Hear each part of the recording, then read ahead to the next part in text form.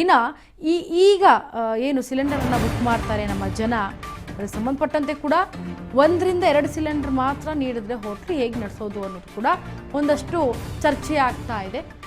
ಕೇಂದ್ರ ಸರ್ಕಾರದ ವಿರುದ್ಧ ಸಚಿವ ಸತೀಶ್ ಜಾರಕಿಹೊಳಿ ವಾಗ್ವಾದವನ್ನು ನಡೆಸ್ತಾ ಇರೋದು.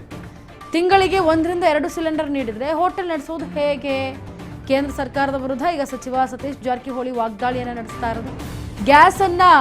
ಗ್ಯಾಸ್ ಅನ್ನೋ ಬಿಕ್ಕಟ್ಟನ್ನು ಮುಂದುವರಿಸಿದ್ರೆ ಹೋಟೆಲ್ಗಳು ಶೀಘ್ರದಲ್ಲೇ ಎಲ್ಲ ಹೋಟೆಲ್ಗಳು ಬಂದ್ ಆಗುವಂಥ ಚಾನ್ಸಸ್ ಇರುತ್ತೆ. ಗ್ಯಾಸ್ಗೆ ಯಾವುದೇ ಪರ್ಯಾಯ ಮಾರ್ಗವಿಲ್ವಾ? ಹಾಗಿದ್ರೆ ಬಳಕೆ ಕಡಿಮೆ ಮಾಡಿ ಅಂದರೆ ಹೇಗಾಗುತ್ತದು? ಬೆಳಗಾವಿಯಲ್ಲಿ ಲೋಕೋಪಯೋಗಿ ಸಚಿವ ಜಾರಕಿಹೊಳಿ ಪ್ರತಿಕ್ರಿಯೆ ನೀಡಿದ್ದಾರೆ. ಸಮರ್ಪಕ ಪೂರೈಕೆ ಇಲ್ಲದೇ ಇದ್ರೆ ಜನರು ಸಂಕಷ್ಟದಲ್ಲಿರುವುದು ನಿಜ. ಕೇಂದ್ರ ಸಚಿವರ ಸಮಸ್ಯೆ ಇಲ್ಲ ಎಂಬ ಬಗ್ಗೆ ಈಗ ತಿರುಗೇಟನ್ನ ಕೊಟ್ಟಿದ್ದಾರೆ. ಬಂದಿದೆ. ಈಗ ಒಂದೇ ಪರಿಹಾರ ಅಂದರೆ ನಾವು ಮಿತವ್ಯಕರವಾಗಿ ಕಡಿಮೆ ಅಂತ ಬಳಸಬೇಕು. ಅದು ಒಂದೇ ಪರಿಹಾರ. ಯಾಕಂದರೆ ಮೇನ್ ಬರುವ ಸೋರ್ಸಲ್ಲೇ ವಾರ್ ನಡೀತಾ ಇದೆ, ಬರ್ತಾ ಇಲ್ಲ.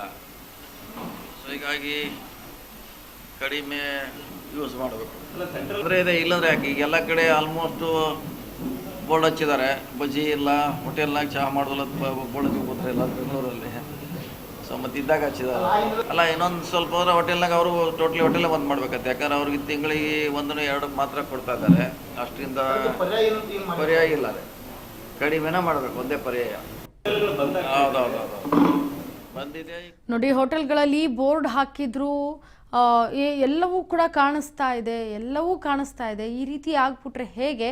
ಹಾಗಾಗಿ ಹೋಟೆಲ್ಗಳಲ್ಲಿ ಬಜ್ಜಿ ಇಲ್ಲ, ಚಹಾ ಇಲ್ಲ, ಏನೂ ಇಲ್ಲ ಅಂತ ಹೇಳಿ ಇದೀಗ ಸತೀಶ್ ಸಾಹುಕಾರ್ ಅವರು ಮಾತನಾಡ್ತಾ ಇದ್ದಾರೆ. ಯಾಕಂದರೆ ಈಗ ಕೇಂದ್ರ ಸಚಿವರ ಸಮಸ್ಯೆನೇ ಇಲ್ಲ ಅನ್ನೋ ಹೇಳಿಕೆ ವಿಚಾರವಾಗಿ ಸಮರ್ಪಕ ಪೂರೈಕೆ ಇಲ್ಲದೆ ಹೋದರೆ ಸಿಲಿಂಡರ್ನ ಜನರು ಯಾವ ರೀತಿ ಸಂಕಷ್ಟದಲ್ಲಿ ಪಾರಾಗ್ತಾರೆ, ಸಂಕಷ್ಟಕ್ಕೆ ಸಿಲುಕಿಕೊಳ್ತಾರಲ್ವಾ, ಪಾರು ಯಾವ ರೀತಿಯಾಗಿ ಆಗ್ತಾರೋರು ಅನ್ನೋ ನಿಟ್ಟಿನಲ್ಲಿ ಜಾರಕಿಹೊಳಿ ಅವರು ಮಾತನಾಡಿದ್ದಾರೆ.